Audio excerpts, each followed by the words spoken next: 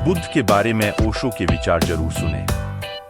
बुद्ध ने पहली बार आत्मज्ञान को निस्वार्थ बनाया है। उन्होंने इसे सामाजिक जिम्मेदारी बनाया है। यह एक महान परिवर्तन है।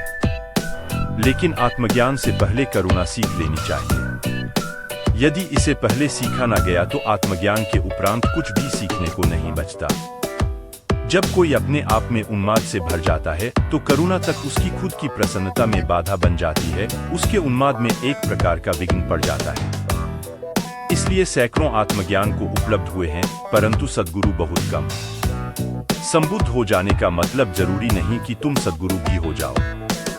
सद्गुरु हो जाने का अर्थ यह कि तुम में अनंत करुणा है और तुम अपने भीतर की उस परम शांति के सौंदर्य में अकेले जाने से शर्मिंदगी महसूस करते हो जो तुमने आत्मज्ञान द्वारा प्राप्त की है। तुम उन लोगों की मदद करना चाहते हो जो अंधे हैं, अंधकार में हैं और अपने लिए मार्ग टटोल रहे हैं। उनकी मदद करना आनंददायी है, न कि कोई बाधा। असलियत में तो जब तुम अपने आसपास बहुत सारे लोगों को खिलते देखोगे तो यह एक और ज्यादा समृद्ध आनंद बन जाता है।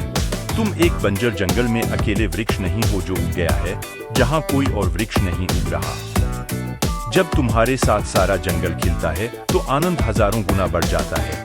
तुमने अपने आत्मज्ञान को दुनिया में क्रांति लाने के लिए उपयोग किया। गौतम बुद्ध केवल आत्मज्ञानी नहीं हैं, लेकिन एक आत्मज्ञानी क्रांतिकारी।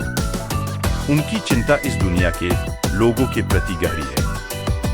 वे अपने शिष्यों को सिखाते थे कि जब तुम ध्यान करो और उससे तुम्हें मौन और शांति मिले, तुम्हारे भीतर गहरे आनंद के बुलबुले उठने लगे तो उसे रोको मत, उसे पूरे संसार में बांटो। और कोई चिंता ना लो, क्योंकि जितना तुम दोगे उतना ही तुम और देने के लिए सक्षम हो जाओगे।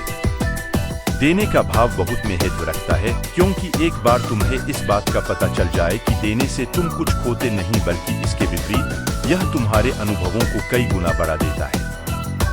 परंतु जिस व्यक्ति ने कभी करुणा नहीं जानी उसे देने के रहस्य का पता नहीं, उसे बांटने के रहस्य का पता नहीं।